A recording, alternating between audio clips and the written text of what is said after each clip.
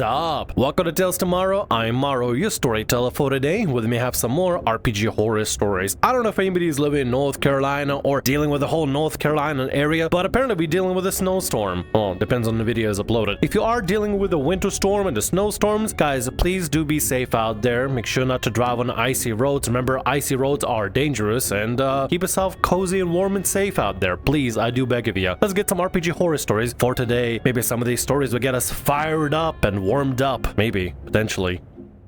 DM forces me to play a Monstergirl. Important characters are me, a guy IRL, but I was playing the only female character in the party, Izumi, the human artificer. DM, problem DM in question. Sorcerer, played a gambling-themed wild magic sorcerer named Alex, another victim of a random character changes. For context, my D&D group regularly swaps out who's the DM seed between campaigns. DM ran 2 games before leaving. The first game he ran was mostly harmless. It was heavily anime-themed and pretty run-of-the-mill fantasy plot. The most notable aspect of it was that the hub town had a tavern full of other adventurers we could hire as mercenaries. Most were anime stock characters, but there were 2 that DM just loved. The town was run by a pair of vampire siblings, a brother and sister, who were evidently so powerful even my cleric god feared them. DM even excitedly mentioned that we could hire them to basically solve whatever problems we were facing for a huge amount of gold. Plus, they would take whatever loot we gained that adventure. We obviously never took them up on that offer. This really was a sign of what was to come, as they seemingly really disappointed when we never hired the mercenaries. Comments weren't particularly hard, so there were never any reason to. The vampire siblings scream heavily, "Hey guys, these are my DMPCs, look how cool and awesome and epic they are, that even your cleric god is so scared of them. They're so powerful and the stat block is incredible. They have like 6 trillion HP and 6 billion AC, and they have like 6,000 in every stat. Aren't they so cool and awesome? Hey guys, wait a minute guys, why don't you like my super awesome, cool, famous characters and stuff? They're so cool and awesome and amazing and stuff, guys. They have so much lore. Come on, guys, please like him." That's what you sound like when you're trying to force people to have like a DMPC for people to just love and adore. That's literally what you sound like. Don't do that. There's ways to handle making cool NPCs and making functional NPCs and NPCs that are just like really, you know, butters your jam. Is that even a word? Is that what it is? Butters your jam? Is that even a saying? Whatever. It butters your jam. It hams your yams. What? Guys, I think I'm losing charisma. I think I'm losing brains. Guys, I think I'm losing brain cells. Anyway, it really butters your biscuits. There we go. That's correct. It really, making a DMPC that really butters your biscuit because you like the design of them and you like the lore and stuff and everything. But at the end of the day, you can't force your player characters to like your specific super cool, awesome, friendly DMPCs and stuff just because you make them so powerful and everything. As a DM, you can make anybody as powerful as you want, as weak as you want. That's the power of the DM. Just because you make some super awesome DMPCs that are brother, sister, vampire that every god is afraid of, that's not a super special power. That's just what you get to do as a DM. This is the basis. You get to make NPCs and DMPCs that are weak or powerful. Players get to play player characters and they have limitations. As a DM, you sort of bend the rules and break the rules, so it's not super special when you make a super awesome, crazy DMPC character that's like a main character or whatever. They're just very run-of-the-mill and boring. Honestly, I find more respect when somebody makes a more grounded character. On to the main story. The campaign premise in the second campaign was that our characters were from a modern world, but fantasy kingdom from underground was invading, so our party had to stop the war. DM made a big deal about how our characters' nationalities would be important to the story, so me and the cleric chose to make characters from Japan and link our backstories together. My artificer was a researcher for a secret government agency who studied the supernatural, and the cleric was a strange android of mysterious origin that my artificer was able to pacify and befriend. The other PCs were a Russian Arthur and the gambler sorcerer from America. Well, the campaign starts well enough with our party being caught in the middle of a surprise invasion. We failed to escape the city, but we teleported away by a mysterious being to a strange temple. Next session starts and we're told to find several ancient primordial beings to get power from in order to combat the invasion. I don't remember exactly how it happened, but the ancient being assigned to me, a dragon, basically falls out of the sky.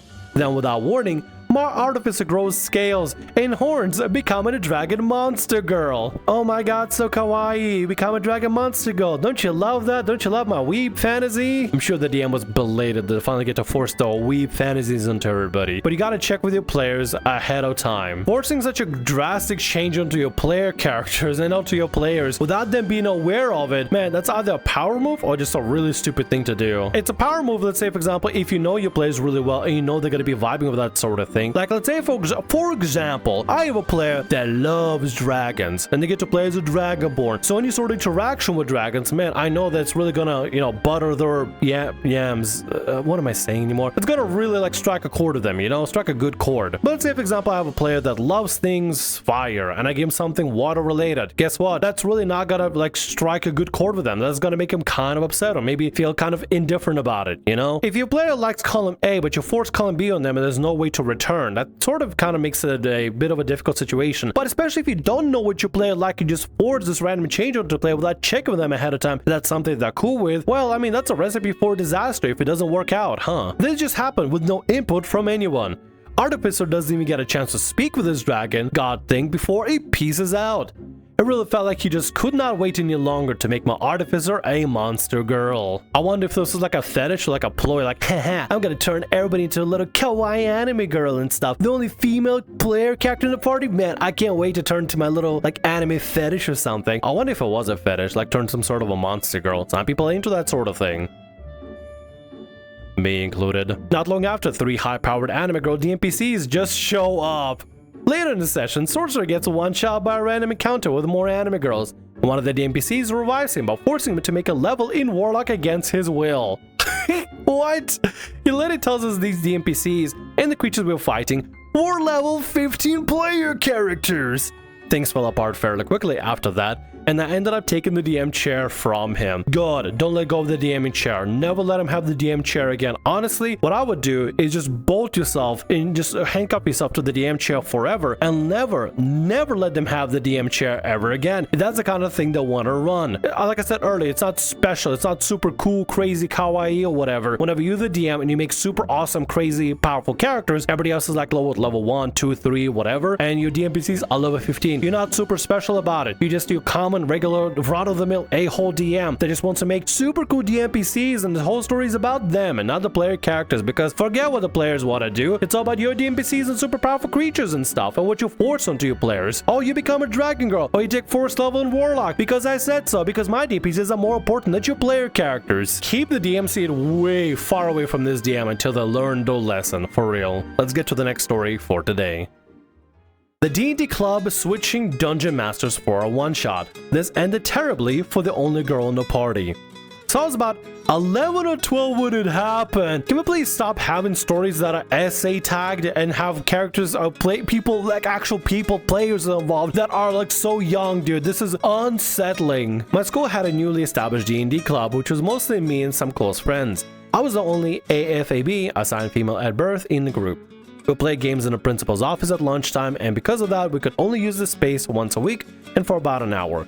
We were pretty deep into a campaign where our dungeon master was away on some trip, but we didn't want to miss a session since it was so limited. So I played a one-shot with another player, one who was my personal friend, and for future context, a year younger than me, taking over as dungeon master. However, it soon became clear he didn't take the campaign seriously, or at least making it fun seriously.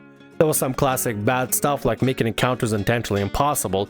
It's kinda F you to the players, and excessive railroading, but no actual plan because we lost our original dungeon master on such short notice.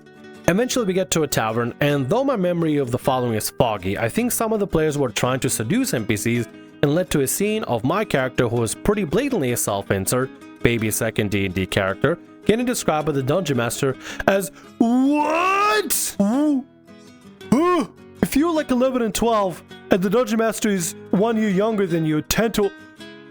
I think my brain broke, guys. I didn't want to finish the sentence. What the fuck is wrong with your DM? In a tavern bathroom, he did not ask me first, which led to a combat encounter I couldn't win and resulted in my character being beaten to death. No one else's character had this happen to them, even as they complained. Why? Why? On top of the obvious ickiness of the situation, I remember it also ruined my first time playing, as I had to continue the one-shot as a ghost that couldn't do anything but talk. And kids at that age are edgy, so none of the other players really cared about what happened, or at least never said anything outwardly. Still, why? Why this amount of edge? What is happening here? What is actually happening here? What the fuck is happening here? I'm not really affected by this now, and it wasn't at the time, but the story is so strange and shocking, I suppose I kinda wanted to get it off my chest, but I'm still friends with most of the people, and I don't want to jeopardize them. I can't imagine a 10-year-old DM describing sexual assault SA in-game unless it was taught to them. This is the kind of thing that isn't just, oh, I'm just a weirdo, a weird freak that's like SA obsessed freak. This is a taught behavior. So it means somebody had to teach that 10 to 11-year-old about these sort of things, and they just ran with it. What the actual oh my god. I gotta step away for a sec. Let's get the next story going. I need a moment, dude. Like, what the Some parents should be arrested right now. Honestly, at the time, some parents should be arrested. I need a break. DM used my character for sexual content I never consented to. This happened a few years ago, but it's the reason I haven't joined a public D&D group since. At the time, I had my very young child and was mostly stuck at home. I haven't played D&D in over a year and rarely got out. My husband saw a post in our local gaming group on social media where someone was recruiting for a homebrew campaign and tagged me, thinking it might be good for me to have something social again. One of my friends was also interested, so I joined. DM pitched the game as a homebrew with a loose plan, saying he mostly winged it. That didn't bother me. I was added to a group chat, got a rough setting overview, and made a character, a drow rogue with basic backstory. Session 0 and fine. The other players were nice, the setting seemed interesting, and I came back for more sessions. For the first few sessions, everything seemed normal. Then things started getting uncomfortable. At one point, we encountered an NPC who was trying to trick characters into revealing their deepest desires to manipulate a wish spell. My character explicitly said she didn't want anything. Despite that, the wish bounced, and my character was teleported back to the start of the dungeon completely naked. When she eventually reunited with the party, everyone laughed and no one offered her clothes. She stayed that way until we reached a town. I personally felt embarrassed, but told myself it was just awkward humor and that I was probably overthinking it. After that, it escalated. On a later adventure, we encountered a beholder. For reasons I still don't understand, the DM decided the beholder had taken a special interest in my character and wanted to pursue her sexually. You do realize that, like, beholders don't have any, do beholders have junk? I just assume they're just a fleshy being that just exists for the sake of existing, and they're not like, you know, they don't reproduce the way normal people reproduce because they're aliens and stuff. They reproduce and maybe, like, I don't know, they have coitus. I don't know, honestly. I really don't know. I have no idea how that would happen, nor do I want to imagine it. I repeatedly said no, both in character and out of character. DM ignored this and narrated a non-consensual sexual encounter involving my character. It wasn't graphic, but the implications were very clear. What the fuck? So, let me get this. They say the beholder wants to have a shaboing boing with you, and you say no, and DM just narrates it anyway because, I guess, forget player agency or something. Forget that player said no or something. What? This is absolutely insane and bewildering. Honestly, you should have left the game ASAP after. I mean, the first was a weird thing. This is clearly a forced thing. Does the DM have some sort of like a weird alien breeding? Guys, this is 100% a DM that's like, okay, here's my fetish. I'm gonna take it to the games. I'm gonna show it off and force it onto everybody. And then they will like me. This is insane. This is mental. This is just absolutely just batch insane, dude. I have pre-existing trauma and this completely shut me down. I froze. I didn't really engage for the rest of the session. I wouldn't either, honestly, but Jesus Christ, if you find yourself in this kind of situation, if you can't muster any sort of courage and the ability to get stuff out of there, then you definitely need to just get on, just dip, leave the call, just not be part of this, just not be involved in it whatsoever. It's also absolutely awful that the other players said absolutely nothing at all. Like, it's not on them to say, but guys, if something's going on at your table, if you're playing at a table and the DM is doing something weird to one of the players at the table, something that goes completely unhinged that usually wouldn't be done whatsoever, gotta say something. I'm surprised. I'm kind of shocked that nobody said anything at all, dude. I'll be going like, hey, what is this? I didn't sign up for this. I'm rolling for Dungeons and Dragons, not Dungeon and dangling these nuts around the beholder's mouth or something. What? It's one thing if this was advertised as a sexy kind of weird game, or like sexy, you know what I mean? Like some sort of like I had to recently learn about this, and I'm terrible. It's terrible that the world is filling me up with the brain rot, but I've learned what a CNC kink is. If this was advertised as some sort of aboleth beholder CNC kink kind of game, it was a kinky sexy game, that'd be one thing if players consented. But this was, as far as I can tell, now advertises that. It would just be like, hey, this is a regular game, and then turns out just DM's hidden fetish about a beholder being very sexual with you. And if that wasn't enough, during a long rest, it was revealed that the beholder had drugged or magically altered my character, and each time she rested, she would give Birth to spider eggs! What? At that point, I was trying to laugh it off just to get through the session, but I was panicking internally. I went home afterwards and cried. What? This has to be some sort of a fetish thing. This has to be some sort of like a... it has to be like some sort of like a weird bug sex fetish thing. Dude, this shit that exists on the internet that honestly would make anyone's skin crawl. And I've seen it. Things related to like women being violated by bugs and something about like laying eggs and stuff. I seen that shit once and I wanted... You have no idea how much I wish brain bleach was just a thing. I wanted to just like wipe to my memory. I want to take a needle in my eye and just lobotomize myself after seeing that. It was unsettlingly disgusting to see. There's kind of stuff out there that exists that makes me wish the internet just didn't exist and people couldn't draw the stuff that they're drawing, because I know it sounds like I might be kink shaming, but you know what, some kinks I feel deserve to be shamed. We should kink gatekeep out there, guys. Really need to kink gatekeep out there and say when something is absolutely abhorrent and disgusting to not be allowed on just anywhere near me. I'm a kink gatekeeper of my own stuff. Please don't bring your disgusting kinks near me. I will cry. But what this DM is doing to you is absolutely awful. They're just forcing this weird fetish fantasy onto a player that clearly doesn't want it, has literally physically said no, and the DM just ignores it and forces this fantasy anyway. It's just absolute insanity, dude. I left the group immediately after this session and never contacted anyone from it again, including the friend who had joined with me.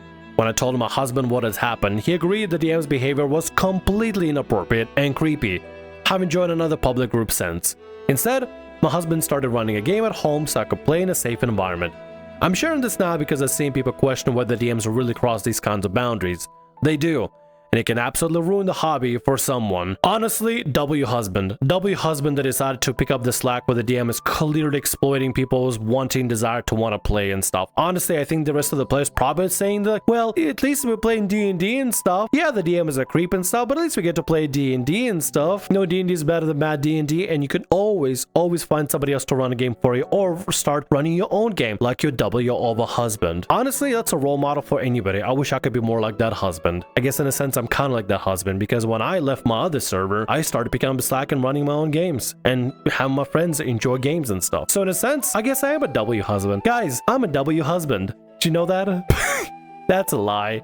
I'm no husband material. And with that, that's going to be all our stories for today. I want to thank you very much for watching, and thanks so much for being here. If you like what I do, consider subscribing to the channel and leaving a like. Also, if the RPG Horror Stories ever goes down, or if you want to submit your own personalized horror story, email is down in the description below. I'll see you again in more Tales tomorrow. Bye-bye.